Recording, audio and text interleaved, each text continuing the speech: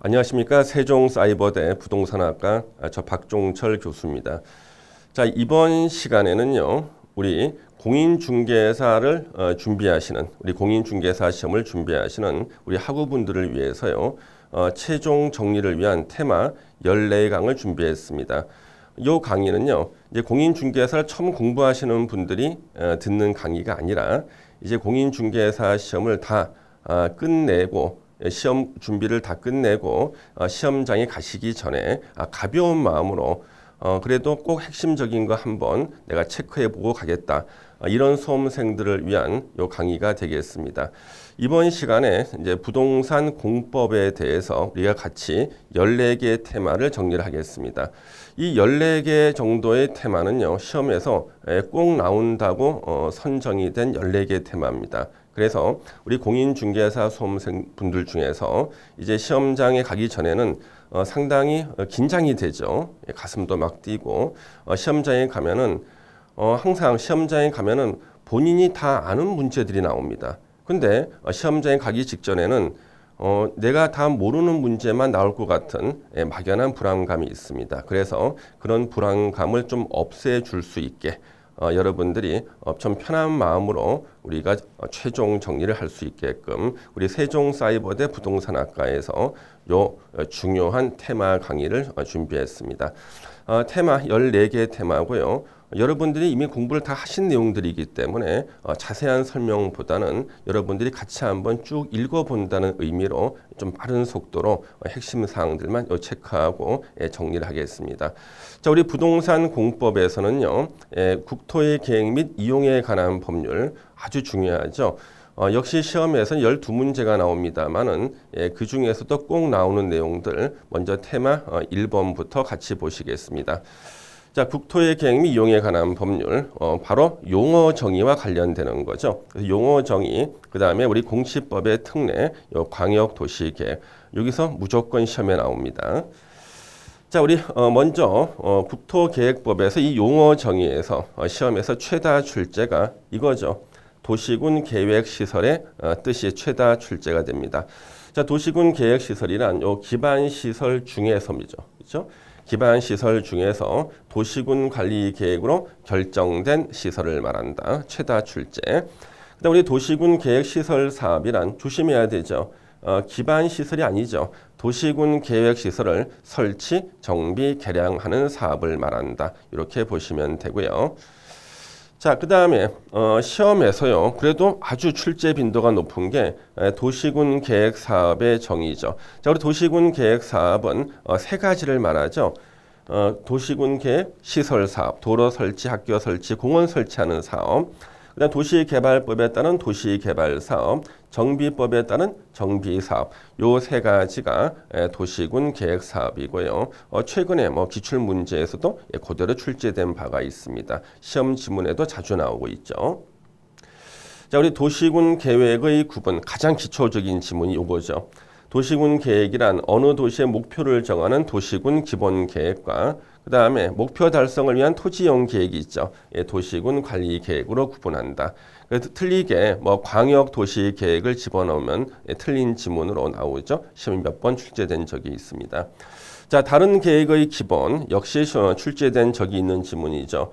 도시군 계획은 다른 법률에 따른 토지의 이용, 개발, 보전에 관한 계획의 기본이 된다. 알아두시고. 자, 6번 보시면은요, 거의 2년에 한 번 정도 출제가 되고 있는 지문이네요. 자, 국가계획, 광역도시계획, 도시군 계획과의 관계가 있는데요. 자, 광역도시계획 및 도시군 계획은 국가계획에 부합되어야 하며, 자, 광역도시계획 또는 도시군 계획 내용이 국가계획 내용과 다를 때는 국가계획 내용이 우선한다. 가장 기본적인 지문이죠. 자, 그러면은 시험에서는 이거 별표해야겠죠. 예. 물론 이미 다 공부를 끝내신 분들이 가벼운 마음으로 최종 정리 한번 해본다고 이 강의를 들으실 거예요. 누구나 다 아는 지문이죠. 자, 광역도시계획이 수립되어 있는 지역에 대해서 수립하는 도시군 기본계획은 광역도시계획에 부합해야 되고, 도시군 기본계획 내용이 광역도시계획 내용과 다를 때는 광역도시계획 내용이 우선한다. 예. 수를 셀 수 없을 정도로 기출문제 많이 나왔던 지문이죠. 한 2년에 한 번 정도 시험장에서 만날 수가 있겠습니다.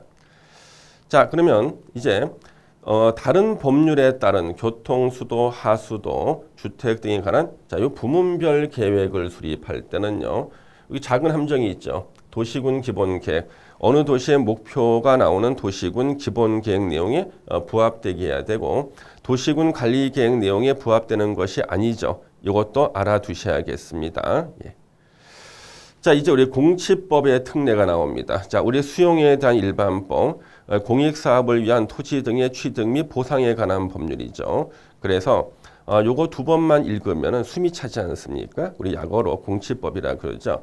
자, 우리 공치법은요, 대상 사업이 공익사업을 대상으로 합니다. 공치법은 언제 공치법에서 수용권을 취득하죠? 공익사업이라고 인정받는 사업인정고시가 있을 때 사업 시행자는 수용권을 취득하고요.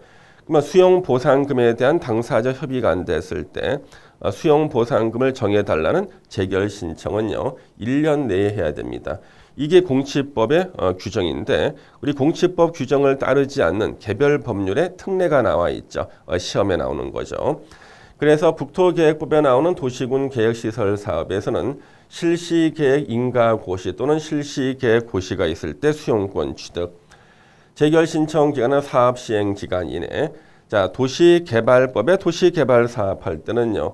수용의 대상이 되는 상세한 목록, 세부 목록을 고시했을 때 이렇게 밑줄을 쳐놨죠? 친절하게 밑줄을 그어놨습니다. 시험에 이 중에서 제일 많이 나오는 게 바로 요거라고 밑줄을 그어놨습니다. 그래서 도시개발법에서는요, 수용의 대상이 되는 세부 목록 고시가 있을 때 사업시행자 수용권을 취득하고요. 재결 신청 기간은 사업시행 기간 종료일까지. 자, 정비법의 정비사업일 때는 사업시행 계획 인가 고시가 있을 때 수용권 취득. 역시 재결 신청 기간은 사업시행 기간 이내. 자, 주택법에서 주택건설 사업은요, 사업계획 승인이 있을 때 수용권 취득하죠. 그 다음에 재결 신청 기간은 주택건설 사업기간 이내다. 이렇게 아시고 최다 출제는 세부 목록 고시. 그 다음에 요것도 나온 적이 있죠. 이런 것들 한 번씩 체크하시면 되겠습니다. 자, 이제 광역도시계획. 우리 수험생들이 가장 잘 아는 계획이 요 광역도시계획이죠. 항상 새로운 결심을 할 때마다 여기까지만 공부하고 또 공부를 포기하시는 분들이 많아서 항상 광역도시계획까지는 책이 새카맣습니다. 그러면 이 광역도시계획의 시험에 나오는 것들 딱 정해져 있죠. 자, 광역도시계획. 자, 광역도시계획의가 요 최다 출제죠. 광역계획권의 장기 발전 방향을 제시하는 계획을 말한다. 절대 광역시나 이런 특정한 도시가 나오면 안 되죠. 그렇죠? 광역도시계획을 수립하는 대상 지역, 광역계획권의 장기 발전 방향을 제시하는 계획을 말한다. 자, 광역계획권이 같은 도의 관할 구역에 속해 있을 때는 광역계획권 지정은 도지사가 하는 거죠. 그런데 광역계획권이 같은 도의 관할 구역에 속해 있을 때, 자, 수립은 누가 하는가? 시장, 군수 공동 수립이에요. 그래서 최근 기출 문제는요, 요 두 개를 계속 바꿔서 내는 거죠. 광역계획권이 도의 관할 구역에 속해 있을 때는 광역계획권 지정은 도지사, 수립은 시장, 군수 공동 수립인데 요것을 바꿔서 시험에 내는 겁니다.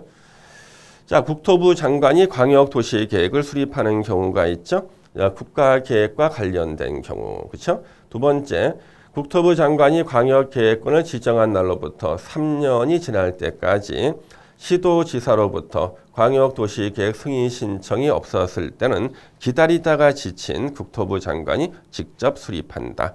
시험에도 계속 나오고 있죠. 자, 우리 광역도시계획의 수립 기준 밑줄 그어놨죠. 항상 국토부 장관이 정하는데 시험에서는 틀린 지문으로 계속 시도지사라고 계속 틀리게 나오죠. 아주 지겨울 정도로 많이 나오는 지문이 바로 이 지문이죠. 2년에 한 번씩은 꼬박꼬박 나오고 물론 옳은 지문으로 나옵니다만 틀린 지문은 지금까지 다 시도지사였습니다. 틀리게. 예, 그래서 광역도시계획뿐만 아니라 여러분들이 보는 우리 부동산 공법의 우리 시험 범위에 나오는 다 행정계획들은 수립 기준이 다 국토부 장관이 정하는 거죠. 절대 시도지사가 아니다. 자, 공청회는요, 국토부 장관, 시도지사, 시장, 군수가 주재하는 것이 아니라 지명하는 사람이 주재한다. 그렇죠? 이것도 함정이죠. 시도지사는 광역도시계획을 수립하거나 변경하려면 국토부 장관 승인을 받아야 하고, 다만 도지사가 수립하는 광역도시계획은 그러하지 않다. 승인을 받지 않는다. 도지사도 명색이 광역도시계획의 승인권자죠. 시장, 군 수립했을 때 승인권자죠. 그래서 도지사가 혼자서 단독으로 광역도시계획 수립했을 때는 국토부 장관한테 승인을 받지 않는다. 시험에 한 2번 정도 출제가 된 적이 있습니다. 이 정도는 알고 계셔야겠죠. 자, 광역도시계획에서 광역도시계획을 공동으로 수립하는 시장, 군수는 그 내용에 관해서 서로 협의가 되지 않았을 때는 공동이나 단독으로 도지사에게 조정을 신청할 수 있다. 공동이나 단독이죠. 그래서 공동이나 단독으로 조정 신청할 수 있고, 단독으로 조정 신청했을 때는 도지사는요, 나는 네 말만 듣고 판단할 수 없다. 다시 한번 협의해봐라. 협의를 권고할 수 있다. 여기까지 기억하시면 되겠습니다. 그래서 핵심 테마 1번은요, 이런 내용들 중심으로 정리하시면은요, 무조건 문제를 맞힐 수 있겠습니다.